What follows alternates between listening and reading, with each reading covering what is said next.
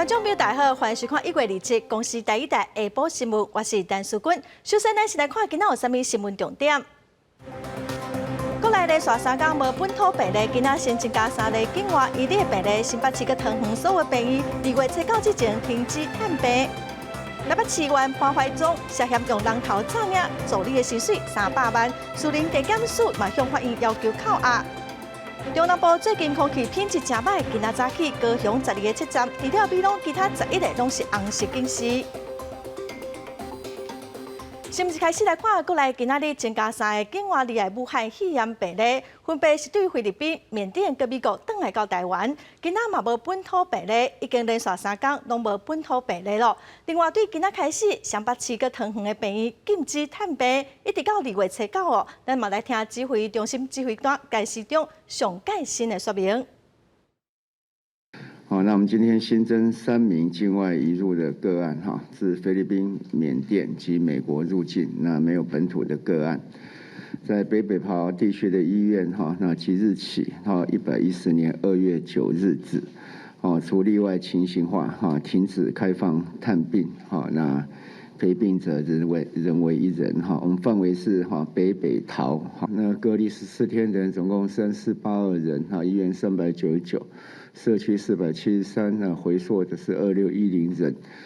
那陆续在医院里面主要我们人数开始在减少这主要是我们有143人已经隔离期满。桃园病院的关注感染目前有15个人获得，隔离的人数嘛已经超过3000个人，佮继续的增加中哦。总统蔡英文拄仔伫1:30的时阵，伫民进党中常会进前嘛，针对目前的防疫政策发表谈话，呼吁大家爱有信心。防疫过程难免有一些起伏，请大家继续保持信心相信专业，继续跟我们一起走下去。一定要持续把握3个关键。第一个关键，国民对指挥中心各项防疫指引的配合是成功防疫的关键。第二个关键，不分中央地方，同心面对疫情，中央一定会全力支援我们的地方防疫，并且强化协调的机制。第3个关键是团结意识，尤其是这一次的桃医感染事件当中呢，社会上共同挺医护、挺桃园、挺第一线的防疫人员，就是我们台湾需要的团结意识。保利桃园病院关注感染指挥中心要求爱隔离的人数已经有3000多人，也毋过病院外包的清洁人员、保全、药厂的业务，阁有送货来去的人，拢无伫这波居家隔离的名单内底。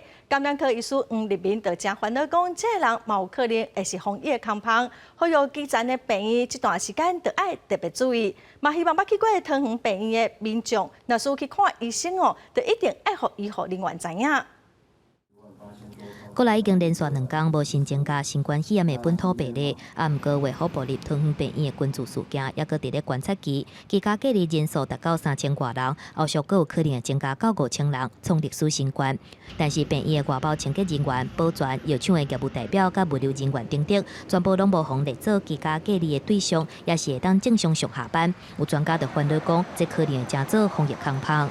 有些时候，这个人在这个环境其实没有很长的时间。可是他刚好就碰到这个环境里面的病毒，感染自己这个在2003年的和平医院的时候就发生过了。专家表示，科内隔离人数变多，会愈增加管理上的困难，除非每一个人拢自律，袂去社区拍走。而且，保利桃园病院的陪病者嘛无伫健保卡顶管注明，所以提起基层的医疗医所，这段时间都爱提管警觉。捌去过保利桃园病院的民众，就医的时阵都爱老实讲，才袂互疫情扩大。尤其最近最重要的地方，比如说布桃，你们去过，待了几天，这个医生都会问的。所以目前第一线的医生其实非常紧张的。因为全球新冠肺炎的疫情，各一届来清关，确诊人数超过1亿人，佮加上发生本土疫情，指挥中心宣布禁止外籍人士入境的锁国令会延长到2月底。专家嘛认为讲，至少要等到旧历过年了后，边境政策联动式调整，才会较安全。记者综合报道。保利桃园病院传出疫情，金门县政府佮有苗栗县政府嘛要求公务人员暂时唔通去桃园，引起真侪批评。金门县长佮苗栗县长今仔是专工到桃园市桃园市政府防疫专案会议顶头关务组来表达小婷桃园的防疫工作。受到桃园变异疫情的影响，台南市场无啥人，生意正歹。有水果大就菜蛋市中的海报提醒民众一定要赶水烟，同时也担心疫情影响过年前的生意，讲年歹过。以前这个拜拜人都人挤人啊，现在都你看没有几个人在走路，差很多。还蛮多人拍照，经过拍照上传这样子。现在都有戴口罩，对。而且基本上我们现在市场下午都有做消毒，所以大家民众安心，可以安心的购买，不用过于恐慌这样子。全台湾对抗疫情，桃园徛伫咧第一线。27日早起，桃园市政府防疫专案会议，金门县长查金酒公司家己做的防疫酒精3456罐，苗栗县长送2040组计值超过100万的抗菌喷雾，替桃园的医护市民加油。两位县长亲自听桃园防疫，澄清进前的禁吐令。桃园的量体更是比小山东要大很多倍，而且小山东可以关闭，桃园的国门不能关闭。不分蓝绿，大家共体时间，一起来为台湾，来为这块净土来打拼。桃园市长郑文灿讲，防疫爱共心，台湾这个哪一个病毒是无界线的。桃园是国门之都，责任国家重。感谢金门苗栗两位县长用实际行动支持桃园。目前其实我们只有一个目标，就是希望布桃引发的这15个确诊案例，在这未来的几天，能够把所有的风险都框住，那社区这个的风险可以降低。我想我们在全力抗疫。郑文灿强调，全力配合中央指示的作业，支付相关活动集会全部拢暂停，一直到2月底。未来将会以布桃专案的时间点。分别是即马到2月初4，2月初4到过年，过年到2月底3阶段，进行防疫措施的滚动式检讨。记者综合报道。保利桃园病院传出疫情，这么后18当前的 SARS 和平病院防疫的过程又搁引起讨论。当这时的行政院长，即卖立法院长游锡堃特别讲过，伫和平病院要防疫之前，迄当时的台北市长前总统马英九并无向伊报告。马英九今仔嘛出面驳回。他刚开始说我们都没有告诉他，我们觉得很诧异耶。他的副院长召开的会，他怎么都不知道呢？这恐怕他自己要检讨吧。他连副院长都没有，都事前都不知道，只是因为他这样讲，实在太没有良心了。我帮他解决多少事情了？那你如果硬凹的话，我就把我的资料拿出来。马英九是强调讲，防疫是台北市甲中央做伙做出来的决定。伊讲，何家在当时有防疫的决定哦，因为伊认为，若说和平病院无防疫，社区的感染程度会非常严重，后果会愈惨。再来看新党的台北市议员潘怀忠，被指控讲用人头诈领助理的薪水。士林地检署张搜索约谈潘怀忠等7个人哦，扣押证据。调查嘛发现讲。过去12年，伊至少诈领300万。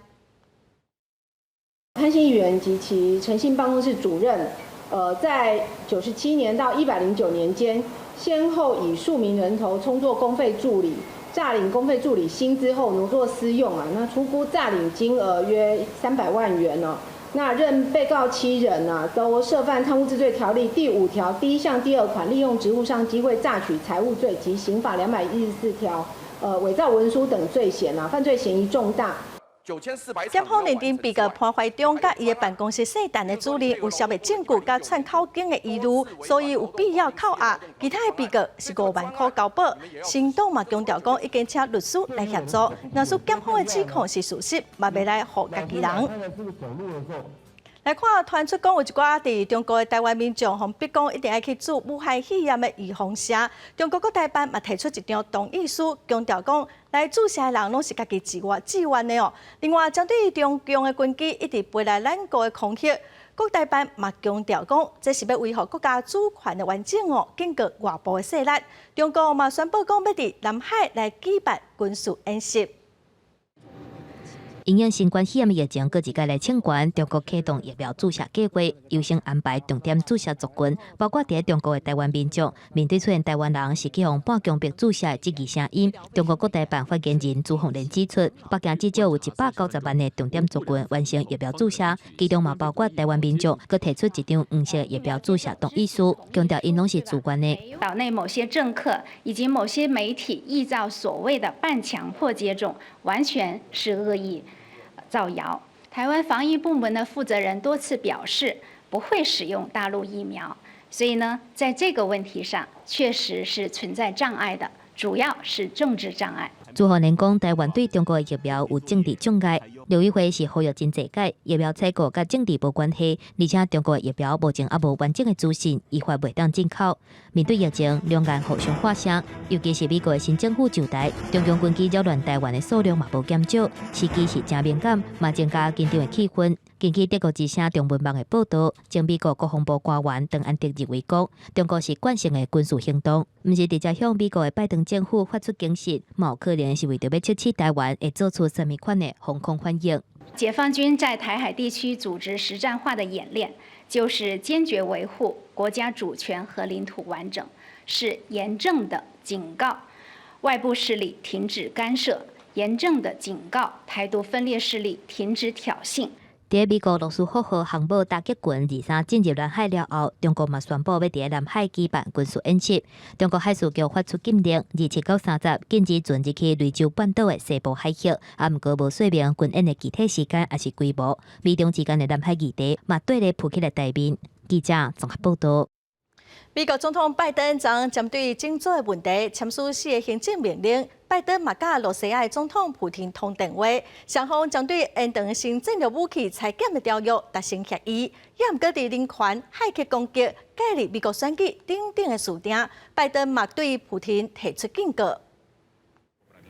伫咧甲加拿大、墨西哥、英国等等关系密切联邦领袖通过电话了后，美国总统拜登日嘛甲俄罗斯总统普京来通电话。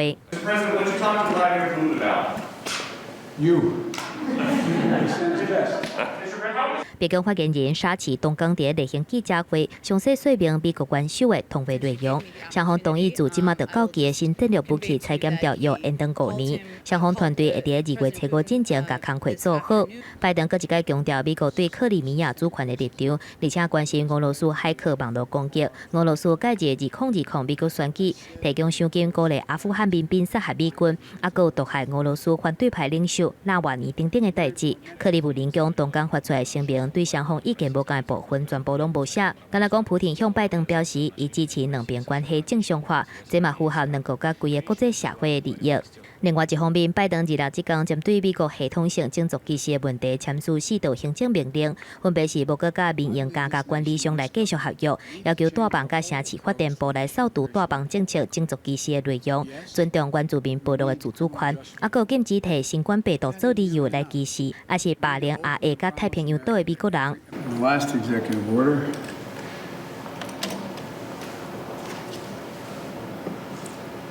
is condemning and combating racism, xenophobia, and intolerance against Asian Americans and Pacific Islanders in the United States. 文件内容指出，联邦政府必须意识到政治领袖的行动，像讲是以新冠病毒起源的地理位置，散布虚伪情绪，会帮助对亚裔甲太平洋岛美国人的霸凌、骚扰甲受训犯罪。若是这款状况，必须要解决，互因平等的对待。疫情发生以来，前总统川普真侪届公开以中国病毒啊，个工会英语谐音字，讲俘虏来称呼新冠病毒。总部设伫洛杉矶的亚裔民间组织 Stop AAPI Hate 去年8月份公布的报告显示，2020年3月中接到2583份亚裔甲太平洋岛美国人去互受训攻击的通报，因为这份统计是对受害者主动通报来的，实际数字可能更毋若安尼。公司新闻王慧文编译。英国首相 Johnson 昨宣布，英国为着病死亡的病例已经超过10万例。伊讲，伊会对政府所有的决策负全部的责任，因为国际药厂疫苗交货时间延迟，英国政府嘛决定第2针的预防射较慢较做，目前是要互手头的预防射，互愈较侪人先来做。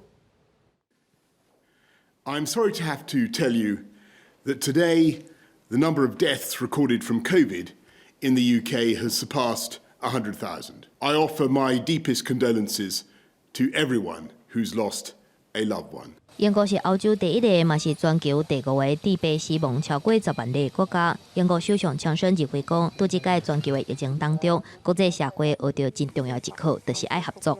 As Prime Minister, I take full responsibility for everything that the government has done. What I can tell you is that we truly did everything we could. We continue to work with friends and partners in the EU and indeed around the world because the delivery of the vaccine has been a multinational effort. The creation of the vaccine has been a multinational effort because the virus knows no borders. 不过，全球疫苗供应无像预计安尼，英国已经决定要甲做第2剂计划然后实施。也就是甲即卖疫苗以第1剂先更较广泛的来做。国民健保服务 NHS 表示，安尼让确保民众伫咧12周以内做第2剂，毋是未来要搁做第3剂。目前英国已经有超过635万人做第1剂疫苗。If there were unlimited vaccines, then you wouldn't see what the European Commission were saying yesterday. You wouldn't see Italy attempting to sue one of the manufacturers. The question is, how do we use it to best effect? 根据英国广播公司 BBC 的报道，英国疫情会到今仔日这么凄惨，就算公布答案，无得卡甲上万封锁、防疫追踪，对互你自家的照顾无够完善冇关系。甚至认为讲英国的大考率较悬冇可能。公司新闻吴玲编译。昨是印度的国庆，印度政府伫新德里举行阅兵，有上万的农民是驶火犁啊去抗议，因要求政府要废除去年9月份新的农业改革法。抗议的场面后来是失控，发生警民冲突，目前有1个人死亡。农民想要甲路中拆掉，火犁啊嘛伫咧街仔路乌白路。印度庆祝脱离英国殖民建国72周年，农民嘛以庆祝国庆的名义，驶买12000台火犁仔，全部集合来首都抗议，要求废除新农业改革法。不过因想要冲过封锁的时阵，伫咧真济所在发生激烈的警民冲突，警方是大催泪瓦斯想要甲人赶走，民众是等石头甲棍仔来回击，而且政府嘛紧急调派大型的车想要甲路挡掉咧。不过现场也是无法度控制。किसान शांतिपूर्वक से आंदोलन कर रहा है झंडा चढ़ाने के लिए। हमने कोई गुरुपार नहीं करा। पहले पुलिस ने हम पे आंसू गोले लाठी मारे हमारे किसानों के ऊपर। 印度国会去年9月份通过新农业改革法，希望扩大民营投资，促进农产品的生产。不过农民却认为商业化、垄断式经营会影响因的食清。自从新法通过以来，已经连续抗争几个月。政府后来答应修法，而且将于1年半来实施，但是农民无接受。प्राइम मिनिस्टर को ये मैसेज जाना चाहिए जैसे आप कह रहे हैं भाई साहब ये भारत सरकार नहीं ये किसानों की सरकार है और किसान इस पर राज करेंगे जैसा चाहेंगे वैसे होगा तुम ये नहीं कि जबरदस्ती जब मर्जी हुआ किसी गरीब पर किसी के ऊपर जो मर्जी अपनी मर्जी से कानून थोप दिया। 农民伫咧新德里的激烈抗争，嘛，互印度的国庆受到影响。今年因为疫情的关系，印度的国庆并无邀请外国的领袖来参加，不过也是举办1年1摆的阅兵大典，咧展示坚强的武力。不过示威行动明显互国庆活动失去焦点。公司新闻张慧敏编译。指挥中心表示，保利桃园病院大约有5000个人需要居家隔离。今仔传出讲有1名代替查某的列车长，嘛接到隔离通知哦。代替证实讲，因为这个车长捌去过为着病人去过桃园地区的病院，所以有收到隔离的通知。台铁局某车班组的女性车长，那在昨天晚间呢，接获桃园市卫生局的电话通知，因为该车长在某家医院有就诊，那该医院有确诊的个案，需要居家隔离。他接触的对象也已经都展开疫调，那进行这个自主健康管理。那目前的情况都能够控制，也请大家安心。代替表示哦，这名列车长伫今仔透早完成工作，就已经依照居家隔离咯。目前嘛了解伊的活动的范围，好佳在伊目前身体状况阁真好，车座班100外位同仁嘛开始自主健康管理，也毋过目前哦是阁无需要居家隔离，代替嘛开始大消毒咯。再来看去年开始到今，台南市违反检疫案件强制执行的有25件，有罚金额有450多万。有一位对中国来的查甫人罚款70万是上济，也毋过这个人嘛已经落跑离开台湾咯。行政执行署台南分署是强调讲，这礼拜开始会强制来执法。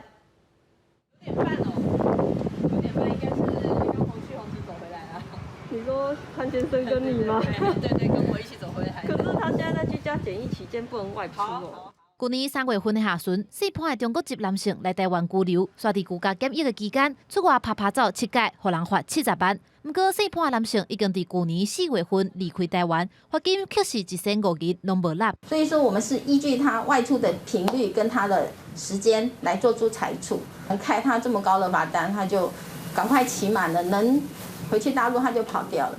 该有的这个裁罚，我们一定会执行到底。卫生局发现4判的男性，去年3月20日对中国来台湾，按照规定爱居家检疫到4月初4，伊煞违规出外来受到处分。不过，伊趁调查的期间，伫去年4月初7离开台湾。行政执行署台南分署接到台南市卫生局要移送强制执行命令的时阵，一切已经未付。也就是这个潘姓男子是利用卫生局在查证他违规事实的这个过程中，就已经心存侥幸，赶快出境了。在追查他的在台湾是不是还有财产可以执行？将来如果说入境之后没有缴清罚款之前，不可以再出境。因安尼，台南分署这礼拜开始会针对防疫采罚的案件严格执行，加强查扣价金、车辆、不动产，若有必要可能限制出境，甚至向法院申请拘提关收。台南市卫生局是表示，目前移送强制执行的案件有25件，罚的总金额有超过450万，有3件已经纳好势，计共50万，另外6案是用分期纳，阁有16件列作是强制执行的对象。记者综合报道。台北市长郭文地今仔伫面册抛出去年制定的3阶段防疫措施，表示讲，若是台北市出现1000例以上的本土案例，就会开始停班停课，定相关的管制措施。台北国际电玩展明仔载要开幕，外界嘛正烦恼讲，这敢会真做是防疫空棒？台北市卫生局是表示，会场的人数限制8000个人，嘛必须要挂喙暗，禁止食食。疫情相关，台北市长郭文体伫咧人面册搁一摆强调防疫 SOP， 嘛表示去年10月份就制定3阶段的防疫措施，包括若是台北市出现一个不明感染源的本土个案，100人以上的活动、老人共餐、相关活动、亲子甲医疗医所等等，都会停办，还是进行管制。每礼拜新增加15例以上的本土确诊，场馆就会关起来，而且会启动异地还是居家办公。短时间以来，台北市出现1000例以上的本土个案，就会采取更较大规模的停班停课。相关管制措施，1000人当时是以台湾台北的量能，也就是医疗量能来做计算。因为我们1000人的时候，我们会崩解，我们会再调整，所以它是一个滚动式的修正啊，大家也不用太紧张，那个只是我们预判的一些状况。若是即马台北电玩展2月就要开始，敢是有可能真做防疫空棒，有机关呼吁停办。黄珊珊表示，既然中央无宣布停止，今日当请业者配合防疫措施。卫生局早起嘛先去展场进行动线确认甲细节，人数嘛严格控管伫咧8000人分配入场，而且要求挂喙暗，禁止食物件。原本是可以设置900个展位，那因为疫情的关系，我们把它限缩到只使用500个展位，我们也全程禁食饮食。那我们会有人在里面宣导，需要全程佩戴这个口罩。面对疫情，新北市长侯友宜嘛表示，必要时阵会用兵棋推演的方式来做更较积极的整备工作。伫咧下令限缩有关的活动规模了后，伊嘛阁点名安亲班、补习班等等的辅导单位爱落实防疫，避免真做防疫空棒。若是立法院嘛，因为有2个职员伫咧居家隔离，院长尤锡坤嘛表示，会用谨慎的态度来配合指挥中心。一发现有什么不对的话，我们一定想办法来再隔离，该隔离就隔离。立法院受发现一个女性职员甲民进党立委林俊宪办公室的一个助理，因为属于指挥中心扩大会所维护保利糖园病院的相关接触者居家隔离措施的范围，当地居家隔离当中，立委办公室伫咧接到消息了后，就随进行消毒作业。目前2个人身体状况都真好。记者综合报道。北京的团非洲地震嘛爱势力，特别过年咯，行政长苏贞昌就要求民众千万唔通寄任何有猪肉制品的物件。过去2年多，台湾受甲真严，所以无互非洲地震进来离开台湾，所以一定要继续打拼哦，袂使互有2000个山西的猪肉产业受到冲击。 甲一件一件的国际报告藏起哩输送带，所来由检疫钳骗过了后，再搁用电工扫描来确认内底物件。因也存在网络购买高峰，行政院长苏贞昌再去视察台北邮件处理中心，来看非洲地震边境控管的措施。如果有收到，也不要自己处理，随便丢弃，应该要循 SOP 处理的管道。我们绝对不要让非洲猪瘟进入台湾，或者。 2年多来的好成绩，我们挤2000多亿的猪肉，这个产业就会受到冲击。根据防检局统计，109年查到动物检疫的批数比108年同期有降低趋势，啊，不过查到的违规报告也是以肉类，包括加工产品是上济，其中佮以猪肉占上大宗，是要加65.08%。苏贞昌表示，非洲地震军价和中国等等4科维亚10外个国家拢已经调节。台湾因为防疫做甲真好，已经保守2年多，但是过年的报告特别多，尤其是猪肉做的物件，腊肉、烟肠拢加入来邮包进入台湾，都可能甲地震大入来。 所以一定要全面预防。啊，若是本土的新冠疫情清关，台北市长郭文天讲，若是有1000例以上的本土确诊个案，台北市得启动大规模的停班停课。苏贞昌讲，希望全国一致唔通有空胖。我们会依据各种状况，随时都会做出各种决定，希望全国同步，也希望不要有破口，希望大家一起加油。 苏贞昌强调讲，台湾的防疫做甲真好，是因为会记得驾驶、肯定医护人员，大家爱甘心甘力，中央甲地方做伙拍拼。今仔日无伫桃园病院有状况，大家爱加油，保守桃园甲台湾，唔通发生过去的错误。嘛爱知影防疫是全国同心共力才会当做出来的成绩。记者综合报道。 今仔早起，台铁产业工会是去台铁局头前抗议，因讲哦，台铁一直在欠人。最近为了减少人事的成本哦，佮推出减薪的班表，强制休假。一礼拜之前，屏东调油站的吊车员以外，就是因为原本爱3个人一组的工课，却只有经验无够的2个人在做，才会造成意外。制度不全，亮殉职。 制度不全，亮殉职。民间抗议台铁产业工会成员伫台北车站台铁局1楼控诉，台铁局高层频段制度杀人。一礼拜进前，屏东潮州36岁涉入的台铁调度员，18早起做车厢换挂作业，好亲像为拆掉连接车厢的气轮软管被夹伫2只车厢中，当场失去意识，机体变形，最后因公殉职。台铁3工指出。 代替这案意外真济，就是因为长期人力不够，再个要省人事成本、经费、员工休困地数，应该3个人做的高风险的工作，说好2个人来做。这起事故的时候，吊车人员应该是3人一组，但是却实际上是2人执勤，而让零星员工就是从他熟悉的工作要去做一些不熟悉的工作，这才造成这起事故的起因。代替这案意外有够济，去年12月初，一名姓郭业务员因到明1号发生意外。 正卡卡伫车厢甲月台之间袂顶袂动。台铁3工指出，台铁这案有防无全面，制定的 SOP 甲实际执行面脱钩，而且由高层来制定，算捌甲基层沟通。我们有非常多潮州基地的同仁都已经有做这个联署，要求说他们必须要参与这个 SOP 的设定，以及在训练不足的地方要多做说明。 代替发声明稿回应，会全力争取相关的辅助，佮强调吊车人员防护工作甲训练，同时简化吊车次数，将一寡无必要吊车来简化。代替3工表示，潮州站意外事故目前运安会还在调查当中，建议调查面向应该扩大到代替制度面，人力不够、间接影响等等。假使高层有关无重视，恐惊代替意外也会继续发生。记者综合报道。 台湾对元旦开始加强监管，外国人袂使入境哦。4000多位境外新学生都爱指挥中心同意，才会当用专案的方式入境。也毋过指挥中心昨宣布讲，监管会阁延到2月底。有一寡大学是表示，会先推出线顶的课程来应用。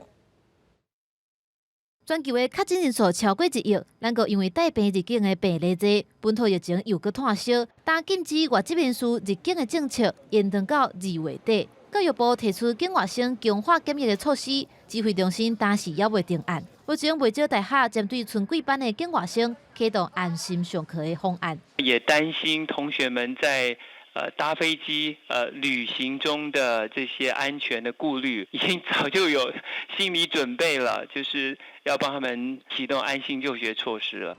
大学这边表示，即卖状况和顶学期相像，抓准2月底开学的时阵，会使放境外生入来，也是要等发签证和14天检疫的时间。所以开学了后前几礼拜会先用线顶的课程进行。少部分没有回来的，主要是研究生，因为研究生他们很多人是学分都修完了，所以他们原则上是会注册，可能不太会回来。那还有少部分的大学部的学生，如果要回来，给他们用网课的方式。不过也要考虑学习的品质，你像台师大3月底4月初要是无法度来，只有是申请境外生休学。也拿150位侨生的先修班，因为爱分发，按照规定先保留学籍1学期，秋季班才搁入学。记者综合报道。来看中南部已经连续几日天空气品质是真歹。今仔早起高雄12个7站，除了美东，其他11个拢是红色警示。环保局虽然有一寡措施哦，也毋过民众是讲哦无啥物感觉。为伫林园工业区的信昌化工外漏的事件，环保局嘛对因开出675000块的罚单。规座城市的街路拢大雾，毋过对高雄市民来讲，一点仔嘛无浪漫。这代表高雄再度受到空污的危害。将近1礼拜时间，高雄12个空品车站红色警示常常出现。27号会知影，除了美东车站是柑仔色提醒，高雄11个车站拢是红海，甚至是屏东市、小琉球和台南市有3个车站拢是红色警示。高雄市目前是属于一个东风及东风偏北的一个天气形态。那我们这个高雄市位在这个中央山脉的西南边，是属于背风面，所以产生了一个弱风尾流区的一个现象。那加上最近这个，因为在冬天跟春天交际的时候，早上会有一个薄雾现象，更让这个空气的一个扩散条件更形的这个严峻。高雄市环保局继续执行应变措施，新达电厂机组停仪检疫，嘛出动空拍机去查乱烧的状况，加强道路洗扫街。整个空气品质就都很不好了。早上起来看到手机就显示就是危险等级的啦。我们住高楼层，所以每天看到的那个景观就是灰蒙蒙的一片，好像没有感觉到政府有特别为这个空污的事情做什么改善。空气污染那个情况啊，每况愈下，那都不敢去运动。所以我觉得有一些像是制造的一些大厂啊，或者是有一些污染源哦，真的是要好好的注意一下。环保局表示，到这个礼拜日进前，空污的状况拢无法度改善，就伫这时阵，伫林园工业区的信昌化工，却阁发生泄漏意外。透早4点外，信昌化工全厂跳电，紧急停车，大约3吨的过氧化异丙酮泄漏，造成附近的空气出现明显的塑胶臭味。环保局以违反空污法，再罚675000块。记者李小燕、陈昭权、陈兴坤高雄报道。来看台东关关山的清水公园，最近公园的水池啊，真侪鱼啊拢死去。公所是表示，公园面积35公顷，范围是真大，也毋过维护的骹手是无啥够，会赶紧请人来处理。也毋过到底是啥物原因造成这鱼啊死去？公所嘛讲哦，会请专家来调查。面积有35公顷的关山镇清水公园，以环保公园真有名。园区内包括6.4公顷的人工湿地，水鸟甲鱼类的生态真丰富。不过最近水内边跌了一寡死鱼，真臭。然后它们有些都是尸骨、无存，然后都有点臭了。关山镇公所初步调查，死鱼数量差不多50只左右，主要伫咧面积8公顷的屯水池附近。园区主要的清水平台休闲区，敢若规尾的死鱼。不过清水公园面积真大。只个那4个人伫咧维护，要清这款死鱼人无够，公所讲会加派人力过年前的清付。因为人力上面确实是无法，就是说马上处理，但是我们就是尽量请有关单位或我们其他相关单位能够尽量派人力赶快处理。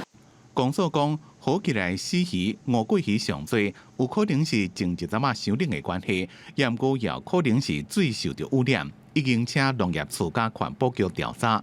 记者综合报道。玉山国家公园塔塔加园区最近有台湾乌熊出现哦，管理处嘛拜托屏东科技大学去调查监测，最近3个月自动相机有翕到3只乌熊，也毋过因认为附近应该至少有6只。自动翕相机内底翕到熊出现，熊仔囝甲2只熊四界伫遐超找，敢有物件通食。有关处表示，今年12月份，伫咧南溪林道的红外线自动翕相机，分别翕到暗时有一只乌熊伫找食，也是有一只熊公甲熊母带熊仔囝做伙出现，而且对其中一只来进行监测。根据相关数据甲卡架的证据，推测西部园区的塔塔加地带至少有6只熊出现。母熊带小熊，这个是他们确定就是他们是一个家族这样。有关处表示，5年以来，西部园区发生要8件乌熊侵扰山坳甲研究站的事件，像讲伫咧塔塔加地区、白云山庄甲山坳、拄登山口甲玉山沿线附近，拢有乌熊出现的行踪。有关处捌伫咧1998年到2000年之间进行台湾乌熊的下放作业，推测玉山国家公园东部园区有140只左右，西部园区这几年有增加的趋势。因为过往的研究都在东部。最近这几年一直有熊在侵扰山屋跟翻垃圾桶的事件一直在发生，那我们想要知道说西北园区的这个熊的族群的分布状况。有关处指出，乌熊搬徙的范围真宽，一天会当行30-40公里。西部园区出现的乌熊是原本就有的族群，或者是季节迁徙，已经做3年期的研究，预计110年研究成果会出来。因为开放山林，山友去拄到台湾乌熊的机会嘛增加。除了提醒大家面对乌熊，爱点点退后才来离开，嘛伫国家公园塔塔加地区内底提供优先环境的粪扫桶。希望减少野生动物进入人类活动区的事件，搁一届来发生。记者综合报道。华人市区的停车位是真歹找哦，所以华人县政府拍算要伫停车格装智慧停车佮引导的系统，未来透过手机 App 软体，民众就会使知影对各有停车位。伫花莲市区的中山路，你是车上多就是公正街堡仔附近，也有往综合市场边的公园路，要找停车位真困难。就连停车场内边也拢停差不多8分满。到暗时是东大门夜市的中山路找无停车位。市中心的话比较不好停，有时候很幸运可能5分钟，有时候不幸运可能要找个半小时都有可能。为了要互民众会当随知影倒位还有停车位，花莲县政府摕到中央的补助款1500万，甲基调250万，要伫市区装智慧停车加导引系统，民众会当用手机 App 知影倒位还有车位，还有存几位。地下我们会埋设这个地池，那这个地池它就是有一个感应的作用。那这个部分呢，可以透过这样的一个资讯转换到我们这个现在在用的花莲交通1点通，或者到时候我们会采用在这次计划里面会用这个赖推播。花莲市区路边停车位总共有1295个，分布伫咧中山路、中正路、中华路等主要大车路。这边智慧停车加导引系统会伫2月开始分区施工，到时施工的路段袂用停车，民众要注意。记者综合报道。台中的大家为了保护海洋环境哦，过去7档放流上千万粒的赤水啊，本地嘛拢生态了袂歹，也毋过这2档哦，因为拢无风台，无带来海沙，海沙波啊全部拢是石头啊，嘛去影响到赤水啊的生态。大家对远顶的7档来为着赤水仔的生态环境拍拼，放流超过1000万粒的赤水仔放养。原本的生态环境，却因为这2档无做风台，海沙直直流失，影响赤水仔成长。因为它的栖地连2年台风的影响大概是应该这样子的，所以说它的含沙量会比较少。那这个就是不利它海瓜子连蛤它的一个栖息地。赤水仔是生伫土沙甲石头之间，现时的青北海堤煞全石头拢无沙，害赤水仔无法度成长。目前规划换去大安海域放流，也要提升放流数量。假设说用人工的方式要去主体让它固沙的话，可能会耗费很多，而且也会影响到我们整个大自然的运作那我们是建议说，这个部分可能是先观察看看，主要是因为这2年都没有台风进来，所以可能会造成这个海沙补充量有点不足。那假设说后续如果还有这种情形的话，持续的话，我想说议员这边可能再召集相关的人来研议。海主所继续监测车嘴啊生态地方，也规划等待复育稳定，打造生态旅游区，提供民众观光游赏兼顾海洋教育。记者综合报道。全球武汉肺炎的疫情各个国家，而且病毒变种的速度嘛真紧。中研院的研究团队对现在3000多种的药品、中药佮药草去筛选哦，找到5种有机会控制武汉肺炎病毒的成分，其中包括薄荷佮紫苏。团队认为，若是疫苗无法度来提供全面的防护，就要靠药物来降低病毒量。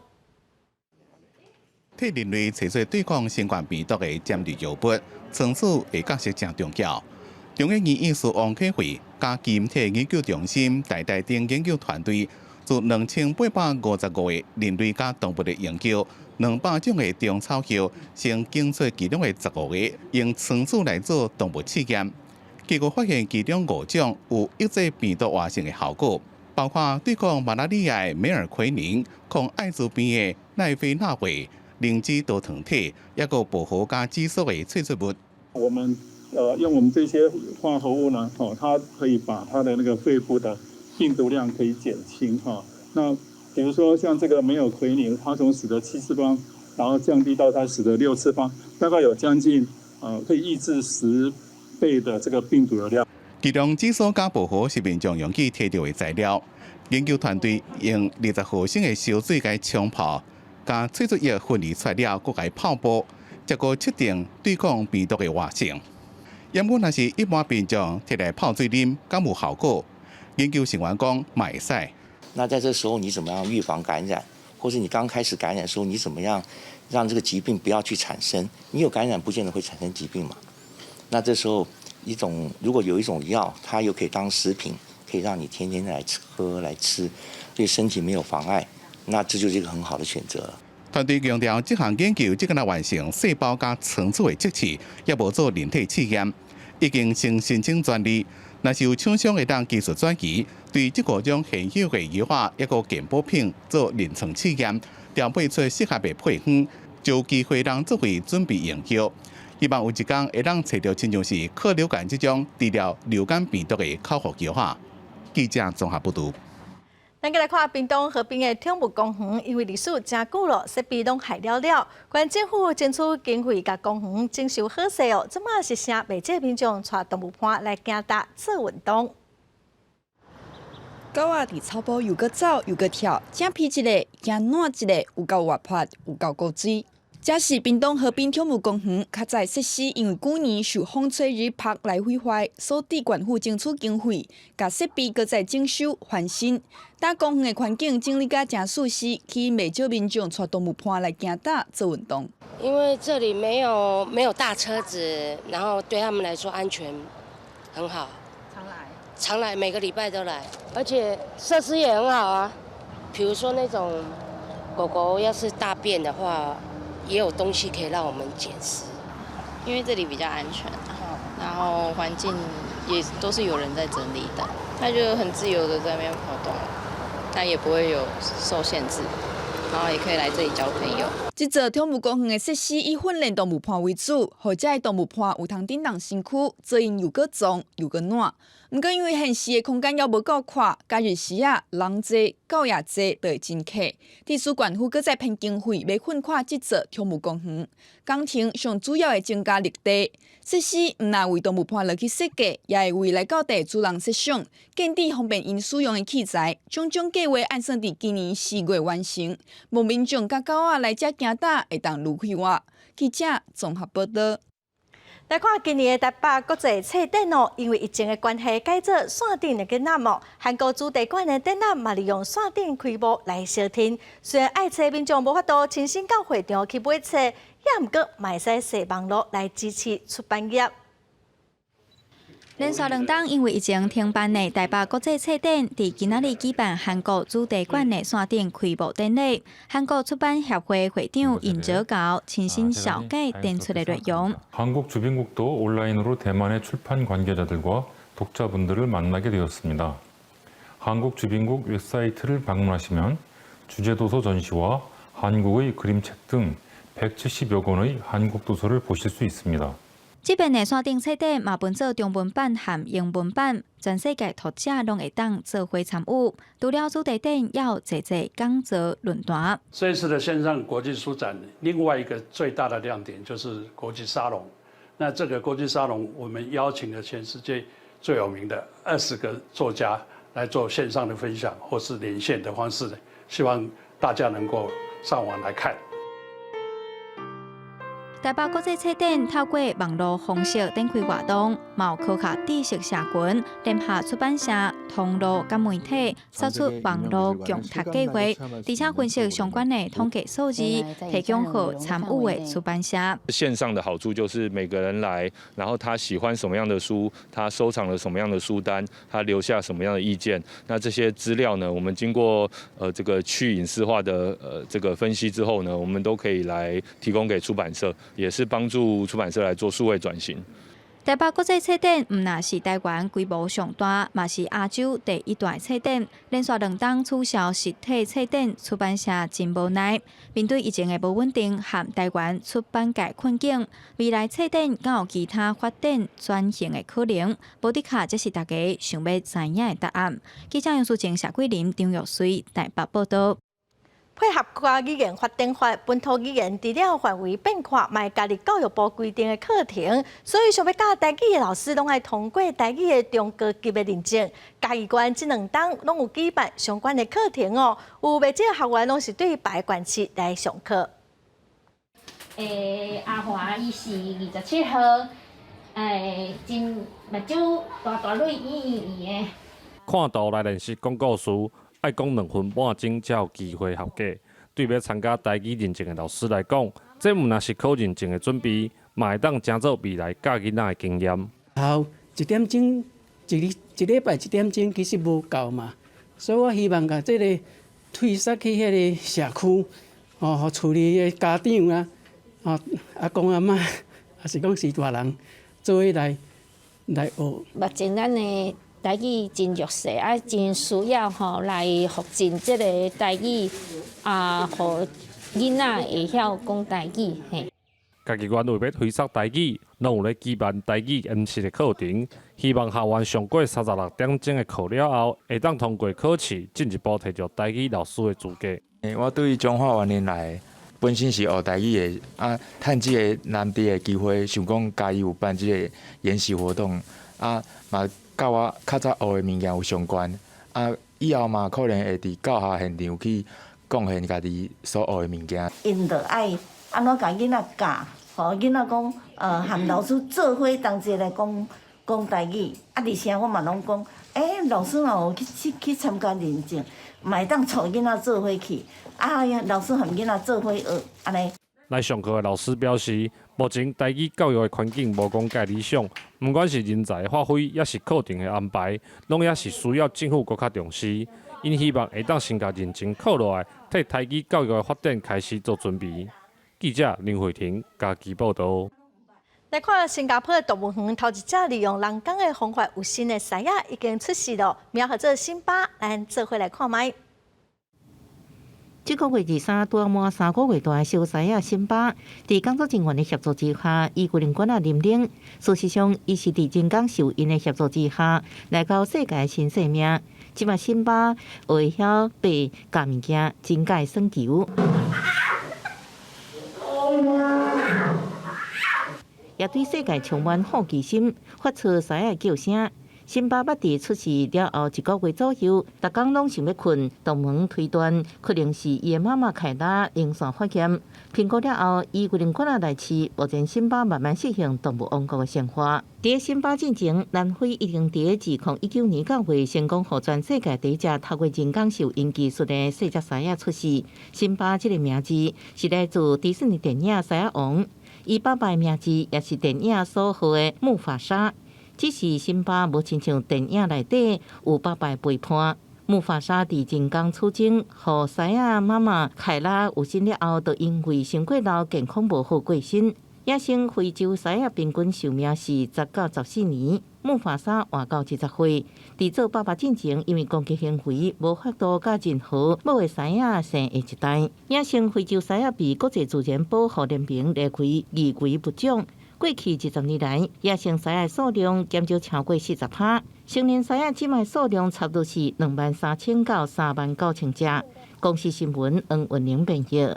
明仔载，强烈大陆冷气团南下，北部跟东北部温度会降低，北部跟东北部地区卖落淡薄仔雨。今仔明仔载，台南以北哦，东南部搁有恒春半岛跟澎湖、金门、马祖会有较强的阵风。下半晡的天气，咱来看各地详细资料。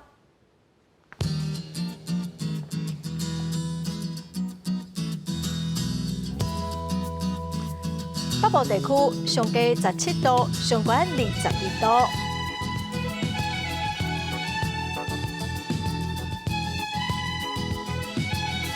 中部地区上低18度，上悬25度。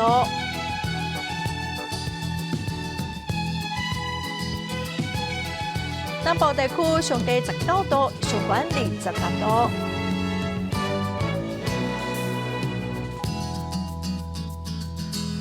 东部地区上低17度，上悬24度。华岛地区上低12度，上悬20度。感谢观众朋友收看《公视第一台下晡新闻》，我是陈淑君，明仔载下晡3点，咱再会。